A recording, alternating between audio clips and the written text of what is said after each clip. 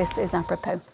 Well, she's not just survived a year of diplomatic wrangling with Donald Trump and fighting cartel violence, but according to pundits, has been thriving on it. Mexican President Claudia Sheinbaum has been assailed by selfie-seeking supporters over the past month as she reports back to voters on her first year in office. While she enjoys an approval rating of about 70%, she's also been criticised in some quarters over her record on crime, as Selena Sykes reports. On the 15th of September in Mexico City, Independence Day felt like more of an event than usual. For the first time in the country's history, a woman delivered the traditional cry that kicked off celebrations. Viva la independencia! Viva Mexico!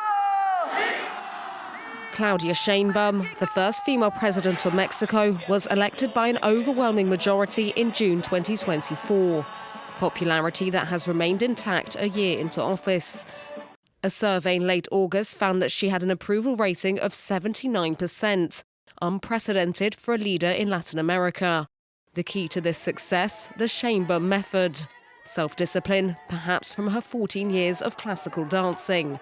A pragmatic approach, almost certainly from her scientific background as a former member of the Intergovernmental Panel on Climate Change.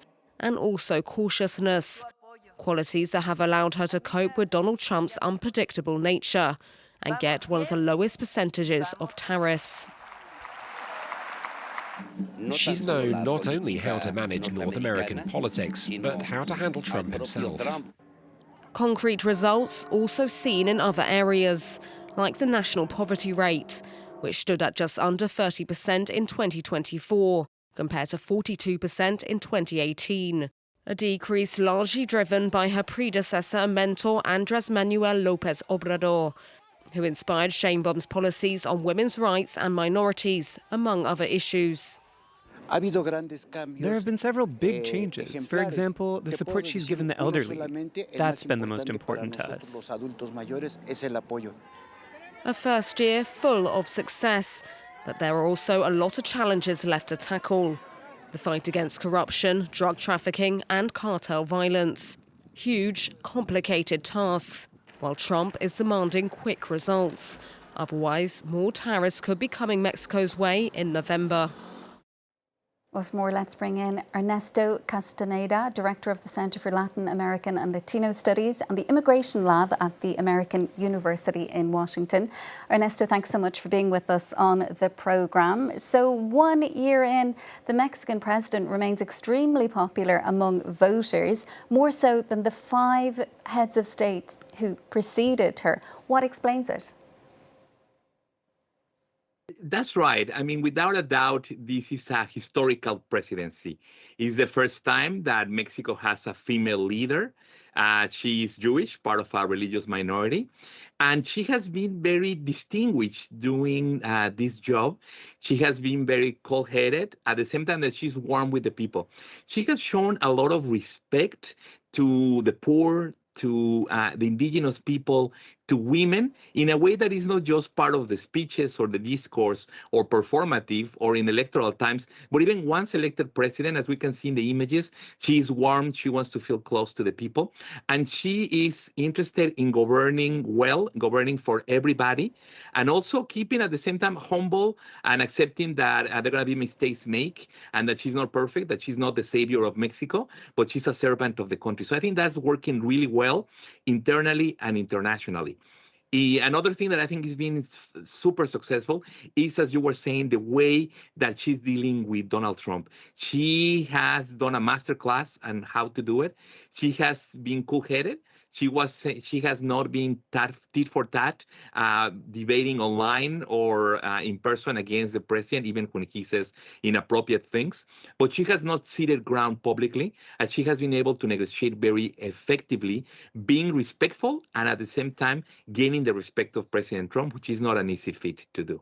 Yeah, and she famously joked that the US would be renamed Mexican America back in January, after Trump had talked about changing the name of the Gulf of Mexico. Has she changed her tone, though, when it comes to the US president since then? And is that how she has managed to gain his respect?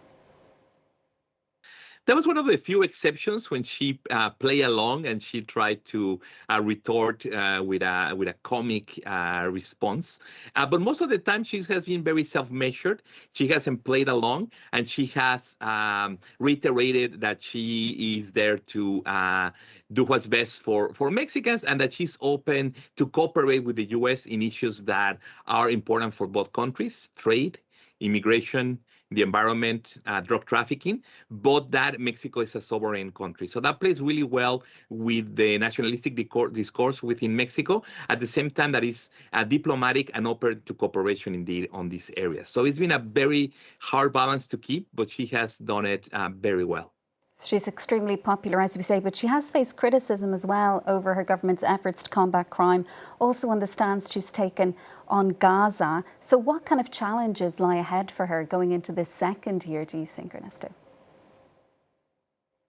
President Sheinbaum and Mexico in general face enormous changes. The population is aging.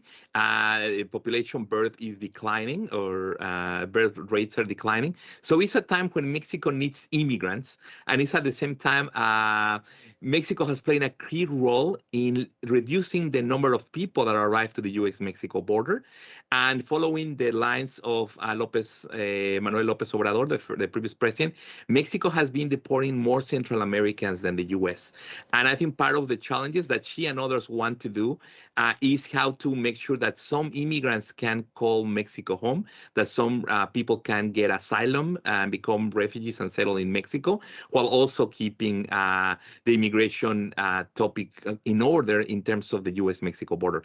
Again, a very, very difficult task, but she has delivered for the U.S., and that's why she has gotten a lot of support quietly from the United States. But there's many challenges.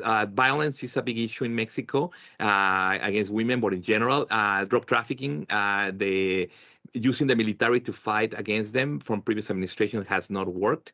The previous president supposedly was going to make agreements and be more diplomatic with the drug trafficking. He didn't really change the way Mexico dealt with the drug trafficking cartels.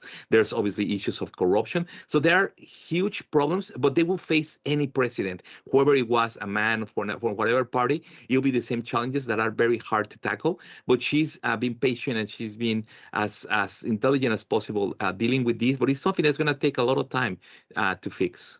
And she and her Canadian counterpart, they're going to be preparing to take on Washington again next year during the review of their three-way free trade deal. How important and significant a moment will that be for the Mexican economy? It's very important. Mexican economy is really, really connected to the U.S. economy, and the tariffs that were proposed by President Trump would really hurt the Mexican economy, the American economy too, but also the prospects of growth of Mexico, which was almost counting with nearshoring of many industries moving from China to Mexico, closer to the U.S. and Canadian markets, for more prosperity, for Mexico finally becoming a wealthy country, more developed. But we're seeing a lot of struggles on that area. So it's been a tight line to walk between continuing trade with China, but as we saw today, now there's also more tariffs that have increased with Mexico vis-a-vis Chinese-made goods.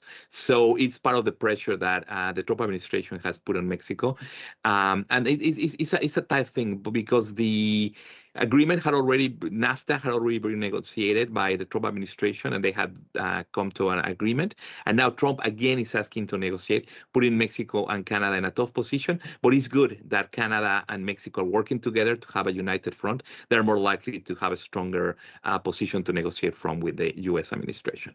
And as we say, her approval ratings, they'd be the envy of most world leaders, really. But do you think she's kept a relatively low profile on the global stage? We didn't see her at the UN General Assembly, for example, in New York last week. That is correct. She's been very careful in accepting that she has a lot of work to do in Mexico, that she has a tough position to play in terms of diplomacy already with the United States and Canada. And she's following a little bit on the steps of López Obrador, who was also rarely at these international gatherings, something that goes against the tradition of foreign Mexican presidents who will be part of these multilateral meetings. AMLO did not attend, and she hasn't attended spend as much, which I think is useful at a time that a lot of the speeches at the UN were disastrous. They were very polemical, and many people were dissatisfied with many of the speeches. So I think she was wise in not trying to show herself and not to let her ego take the best out of her and stay at home. I think in this UN meeting, that was probably the smartest thing to do. And do you think that her, support among voters is going to continue domestically? She has faced some scandals within her own political circle in terms of corruption allegations. Yes, in some way, she owes her position to her predecessor, to AMLO, as we call him in Mexico, and she depends and needed the party of Morena to get elected and to have the support that she has and the control of Congress and now the courts. So the negative thing is that has given her a lot of support, popularity, and network across the country. But then she also has to respond for the corruption and the excesses and the mistakes of members of that party, which is a heavy thing to do. And then also, unfortunately, Mexico, in a way, Mexico used to have a one-party system for many decades until 2000, and now that party is weaker, the PRI. But now the party of Sheinbaum it's become a one-party system that dominates most areas of politics in Mexico. That some critics say that there's been a democratic backsliding as this party now has also control of the courts, which are not an elected position. So the opposition, the center and right-wing parties are very critical of that concentration of power in her party. And just finally, before you go, not surprisingly perhaps, she's very popular with female voters, housewives in particular. What has she done to improve the lives of women over the past year? Yeah, I mean, symbolically, but I think also realistically, she has given a lot of highlighting to indigenous women, people that were invisible, that were seen as lesser than throughout Mexican history. And she has included the figures, the images of indigenous women in a lot of the official documents and signs and designs that the Mexican government is using. So that has gone a long way. And she's showing that women are equally capable of being president of Mexico and being CEOs and she also has a background in science. So I think that goes a long way to showing that Mexican women can do as well as anybody else. And even though there's the stereotype that people in Mexico are very masculine, in the cities, in the middle class, women have for a long time been treated equally as men, and she shows this. Ernesto Castaneda, thanks so much for being with us on the programme this evening. Well, that's